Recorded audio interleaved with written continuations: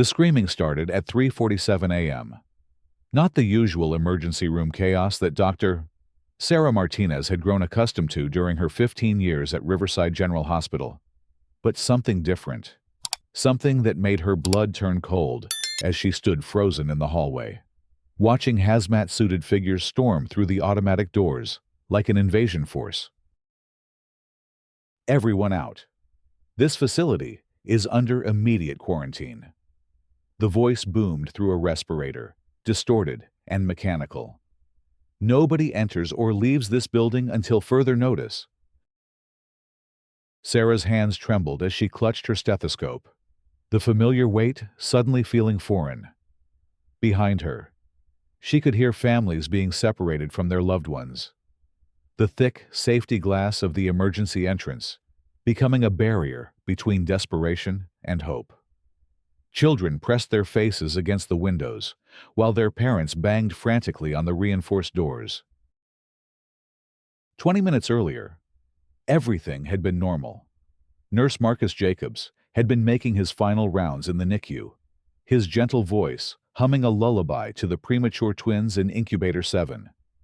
At 42, Marcus had dedicated his life to caring for the most vulnerable patients, and his presence brought comfort to both babies and their anxious families.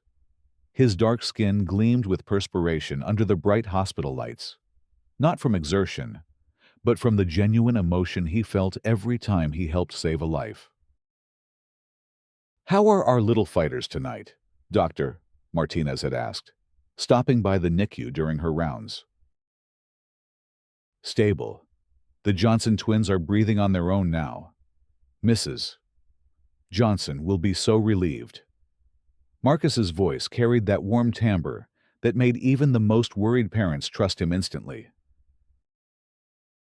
Now, that same voice was being drowned out by sirens and the mechanical breathing of hazmat suits. Sarah watched in horror as Marcus was escorted away from the NICU, his hands zip-tied behind his back, confusion and terror written across his features. "What's happening?" he called out, his voice cracking. "The babies need their medications. Someone has to monitor the ventilators." No one answered him. The hazmat team moved with military precision, treating every surface he'd touched as if it were radioactive. Sarah felt her knees wobble as the full weight of the situation crashed over her. Outside in the parking lot, Karen Whitmore stood behind the yellow tape, her manicured fingers gripping her phone as she spoke in urgent, breathless tones to a news reporter who had arrived with suspicious speed. "I saw him," she said, her voice rising with practiced hysteria. "That nurse, Marcus Jacobs. He was injecting something into the baby's IV lines. When I questioned him about it, he became aggressive, threatening. I had no choice but to call 911. Karen was the picture of suburban privilege, her blonde hair perfectly styled even at 4 in the morning, her designer coat immaculate despite the chaos around her. At 53, she had spent decades perfecting the art of appearing both vulnerable and authoritative, a skill that served her well as the wife of pharmaceutical executive Richard Whitmore. The reporter leaned closer with his microphone. "And you believe this was intentional contamination?" "I know it was." Karen's eyes filled with crocodile tears. "He was targeting the most defenseless patients. Those innocent babies. God only knows what he's infected them with." Inside the hospital, chaos reigned. Dr. Martinez found herself trapped in a nightmare, where her colleagues were being treated as potential bioweapons. The CDC team had arrived with military escort, their white suits making them look like aliens as they collected samples from every surface in the NICU. "Dr. Martinez," a muffled voice called from behind a face shield. "We need you to provide a complete list of every patient Marcus Jacobs had contact with in the past 72 hours. "This is insane," Sarah whispered, but she complied. her hands shaking as she pulled up electronic records. "Marcus is one of our best nurses. He would never—" "Ma'am, we're not here to debate character references. We have a credible report of bioterrorism. Every second counts." The word bioterrorism hit the air like a physical blow. Sarah felt the hospital around her transform from a place of healing into a potential tomb. The familiar beeping of monitors became ominous. The sterile smell of disinfectant took on sinister undertones. By dawn, the story had exploded across social media. Hashtags like Riverside Quarantine and Nurse Terror began trending. Karen's tearful interview played on loop across news channels, each repetition adding weight to her accusations. "My husband works in pharmaceuticals," she told a CNN reporter, dabbing her eyes with a tissue. "He warned me about rogue actors trying to sabotage public health. I never thought I'd witness it firsthand." The mention of her husband's profession wasn't accidental. Richard Whitmore was senior vice president at Meridian Pharmaceuticals, one of the largest drug companies in the nation. His connections ran deep through regulatory agencies and political circles, lending credibility to his wife's claims. Inside the quarantine zone, Marcus sat in a holding room, still wearing his scrubs, his wrists raw from the zip ties that had been replaced with handcuffs. FBI agents flanked the door, while CDC officials grilled him about his activities. "I was doing my job," he repeated for the 100th time, exhaustion making his voice hoarse. "I gave the prescribed medications. I checked vitals. I comforted the babies when they cried." "Mrs. Whitmore says you were acting suspiciously, that you threatened her when she questioned your actions."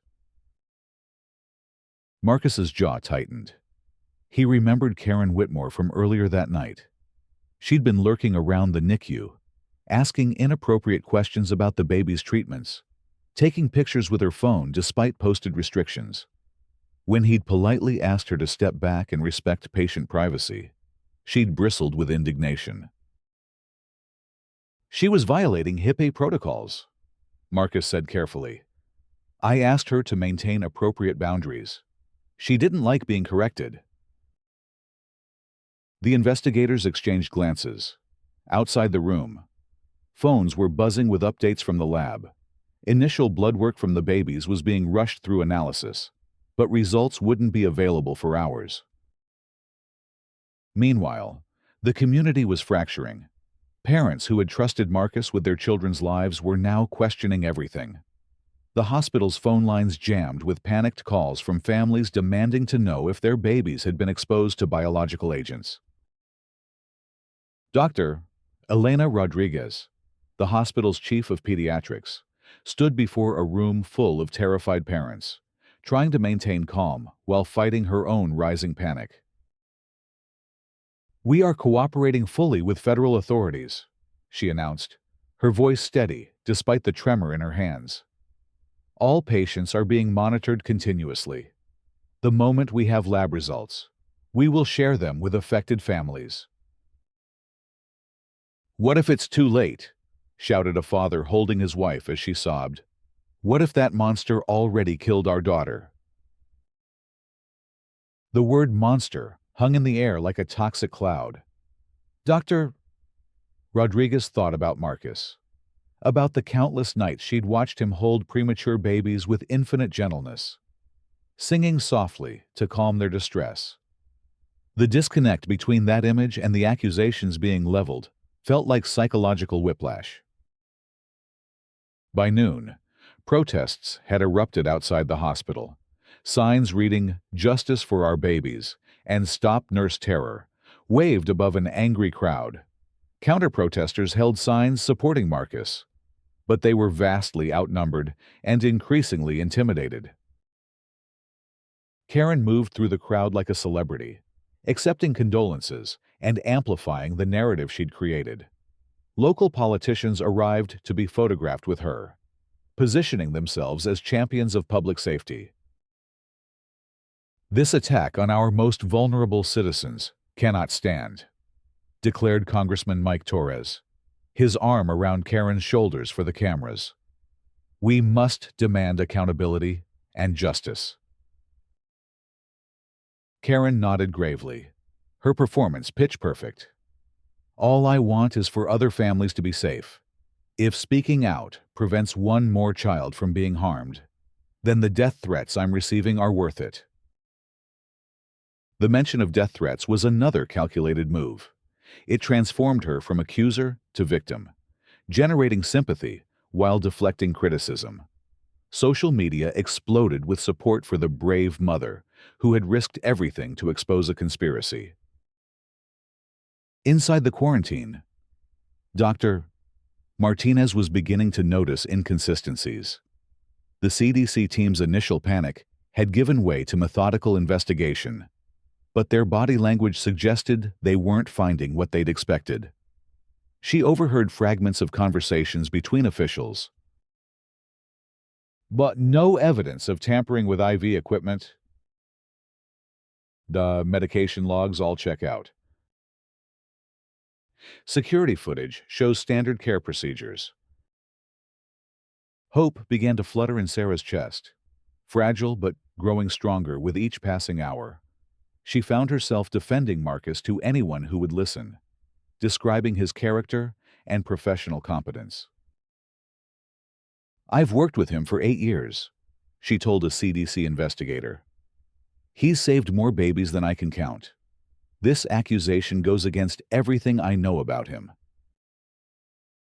The investigator made notes, but remained non-committal. The political pressure surrounding the case had created an atmosphere where everyone was afraid to make definitive statements without absolute proof. As evening approached, the first lab results began trickling in. Blood samples from the babies showed no trace of foreign substances, no evidence of deliberate contamination. One by one, the preliminary findings undermined Karen's story, but the media momentum had become too powerful to stop easily. Dr. James Patterson, the hospital's chief administrator, stood in his office staring out at the protesters below. His phone hadn't stopped ringing all day. Lawyers, insurance companies, board members, and reporters, all demanding answers he didn't have. The lab results are preliminary but promising. His assistant informed him, no signs of bioweapons or deliberate contamination in any of the samples. Patterson rubbed his temples, feeling the weight of the crisis threatening to crush his institution. What about the FBI investigation into Jacobs? They're finding nothing. His background check came back clean. His work history is exemplary, and security footage corroborates his account of the evening's activities. Outside, Karen was giving another interview, this time to a national news network. The host leaned forward with practiced concern. Some preliminary reports suggest no contamination has been found. How do you respond to that? Karen's expression hardened almost imperceptibly before she resumed her victim persona. Tests can be wrong. Cover-ups happen. I know what I saw, and I won't let political correctness endanger more children. The interviewer nodded sympathetically. You've mentioned your husband's background in pharmaceuticals. Has his expertise influenced your concerns about this case? Absolutely. Richard has seen how easy it is for bad actors to weaponize medical supplies. The public deserves to know the truth about the threats they face. What Karen didn't mention was the conversation she'd had with Richard 3 days earlier. Meridian Pharmaceuticals had been locked in a vicious competition with a smaller biotech company over a new pediatric vaccine contract. The rival company, Genomic Solutions, had developed an innovative vaccination protocol that Marcus Jacobs had been quietly advocating for among the nursing staff. Marcus's support for the rival vaccine wasn't malicious or corrupt. He genuinely believed it offered better protection for premature infants. But in Karen's calculating mind, his advocacy threatened her husband's company's multi-million-dollar contract. The twisted logic had formed during sleepless nights of financial anxiety. Richard's position at Meridian was secure only as long as the company remained profitable. The pediatric vaccine market represented hundreds of millions in revenue, and losing that contract could mean layoffs, reduced bonuses, and threats to their luxurious lifestyle. Late that night, as the quarantine entered its second day, Dr. Martinez received the comprehensive lab results she'd been waiting for. Every test came back negative. No bioweapons, no contaminated medications, no evidence of deliberate harm to any patient. She found Marcus in the holding room, his head in his hands, exhaustion and emotional trauma etched into every line of his face. "The tests are clear," she said quietly. "There was no contamination, no biological agent, nothing." Marcus looked up, tears streaming down his cheeks. "Then why is this happening to me? Why would someone destroy my life with lies?" Sarah had no answer, but she was beginning to form suspicions. Karen Whitmore's story had been too detailed, too perfectly crafted to generate maximum outrage. The timing of the media coverage felt orchestrated, and the political connections were becoming more apparent. The breakthrough came from an unexpected source. Dr. Lisa Chen, a researcher at Genomics Solutions, had been monitoring the news coverage of the quarantine crisis. Something about Karen Whitmore's name sounded familiar, and, after some digging, she uncovered the connection to Meridian Pharmaceuticals. "This isn't about bioterrorism," she told her colleagues during an emergency meeting. "This is corporate warfare. Someone is using false accusations to destroy our vaccine advocacy and eliminate support for our pediatric protocol." Dr. Chen's investigation revealed Marcus's involvement in promoting the Genomics Solutions vaccine among hospital staff. His professional endorsement had been quiet but influential, swaying several key medical professionals toward supporting the rival company's product. The pieces began falling into place with sickening clarity. Karen's accusations weren't random acts of racism or hysteria. They were calculated attacks designed to eliminate a threat to her husband's financial interests.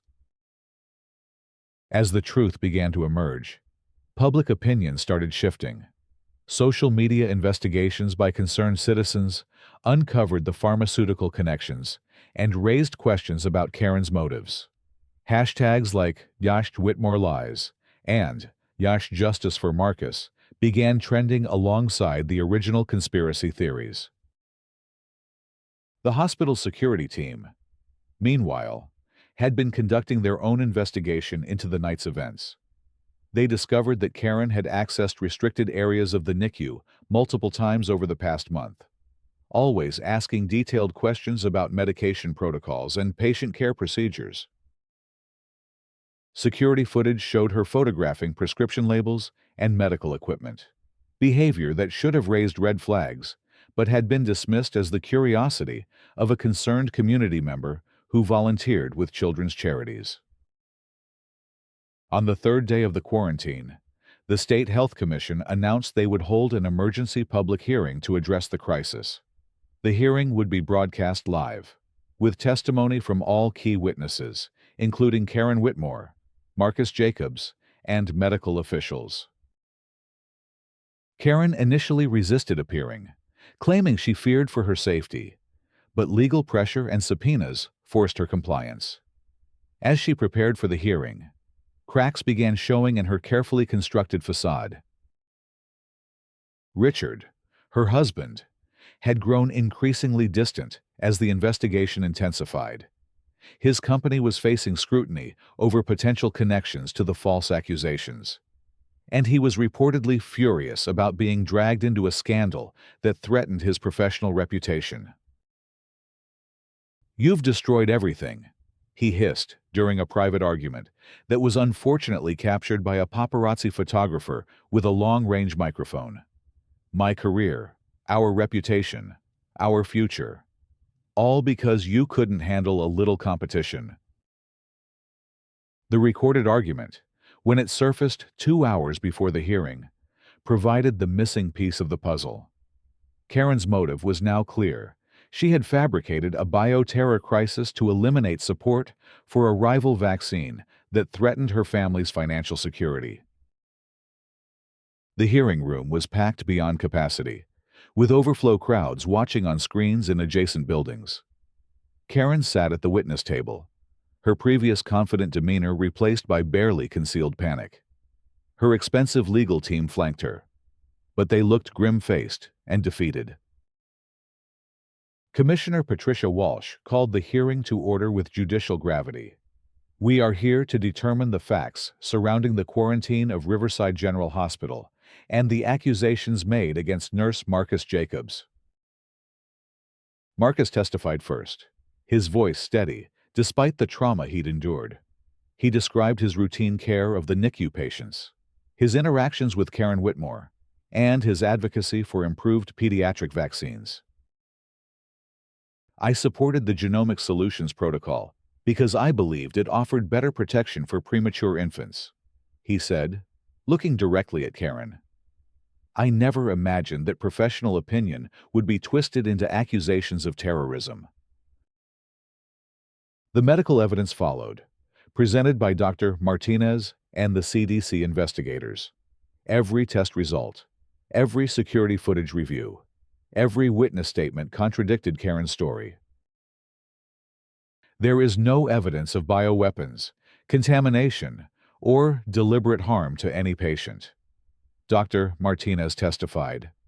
The accused nurse performed his duties with exemplary professionalism throughout the evening in question. When Karen took the stand, the transformation was startling. Gone was the tearful victim, replaced by a woman fighting for her survival. Her testimony began confidently, but as commissioners pressed for specific details, inconsistencies emerged. Mrs. Whitmore, Commissioner Walsh said, her voice sharp with prosecutorial authority. You claim to have witnessed Nurse Jacobs injecting unknown substances into babies' IV lines. However, security footage shows you were not present in the NICU during the time frame you described. Karen's face flushed red. The cameras could be wrong, or tampered with. I know what I saw. You also claimed Nurse Jacobs threatened you when questioned about his actions.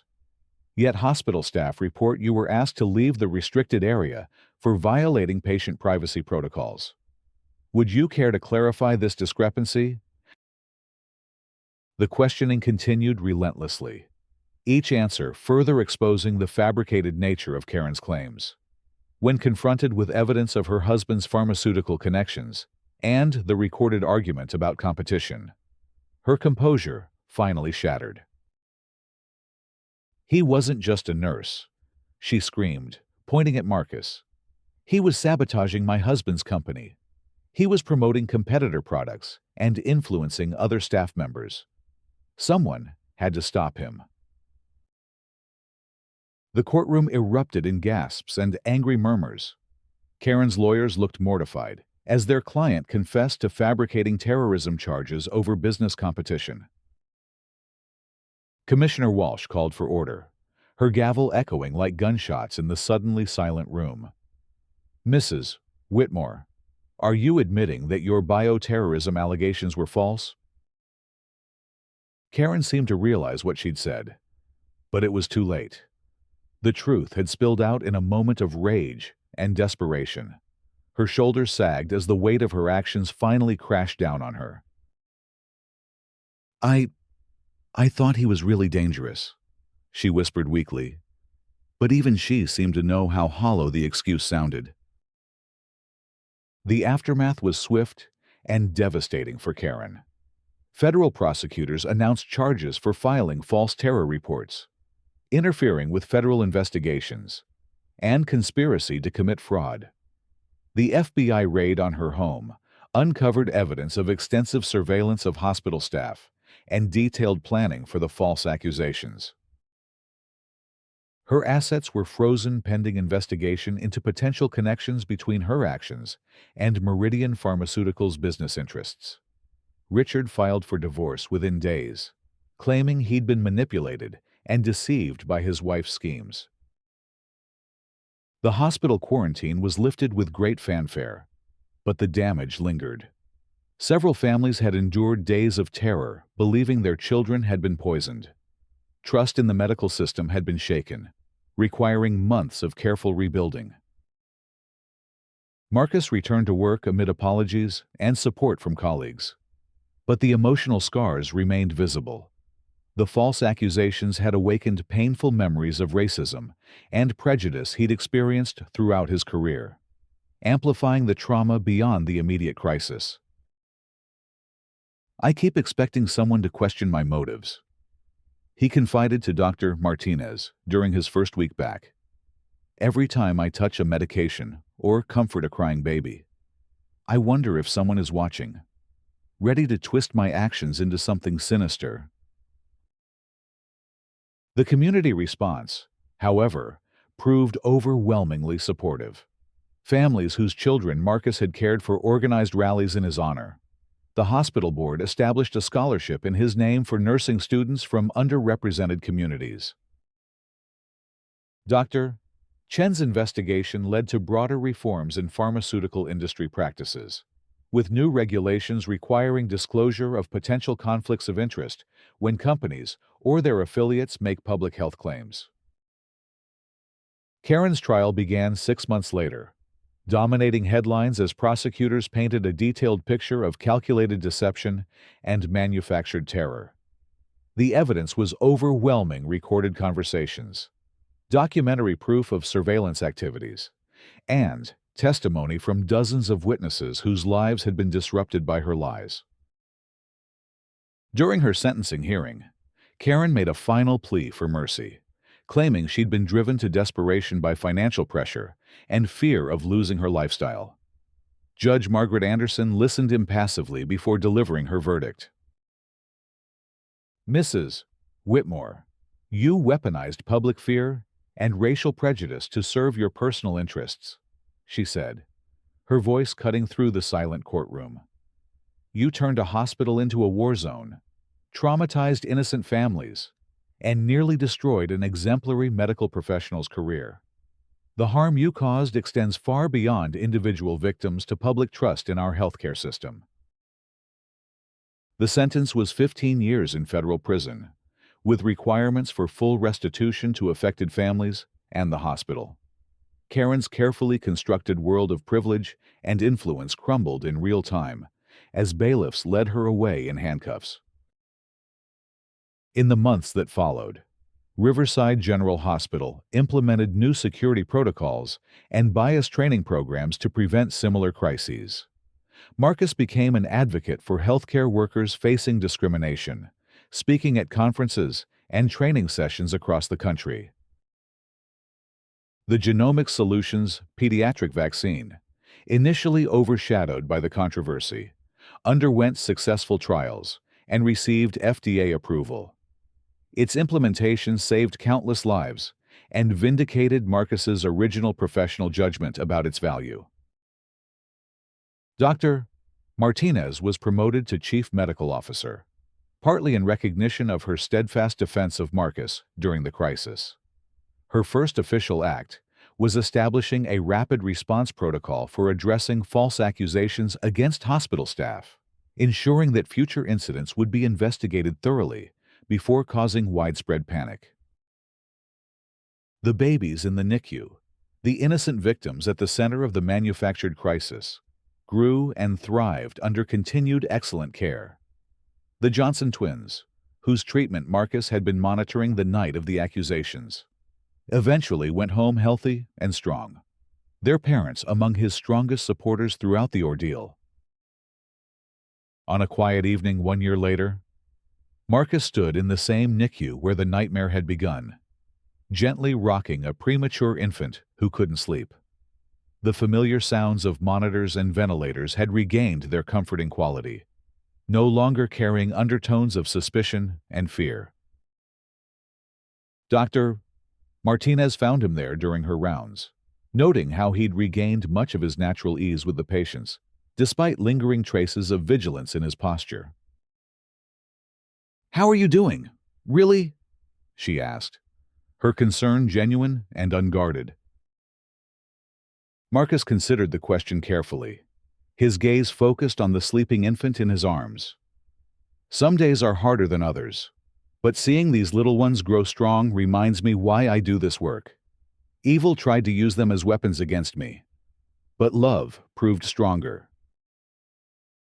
The baby stirred slightly, and Marcus adjusted his hold with practiced gentleness, humming the same lullaby he'd sung on that terrible night when everything had nearly been destroyed by one woman's greed and prejudice. Outside the hospital windows, the community continued its work of healing and rebuilding.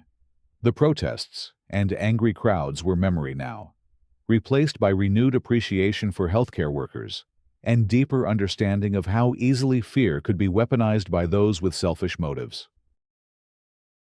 Karen Whitmore's name became synonymous with manufactured panic and false accusations, a cautionary tale taught in journalism schools and crisis management courses. Her attempt to destroy an innocent man's life had ultimately strengthened the very community bonds she'd tried to fracture. The truth, as it always does, had emerged from the darkness of lies and prejudice, bringing with it justice, redemption, and hope for a more vigilant and compassionate future.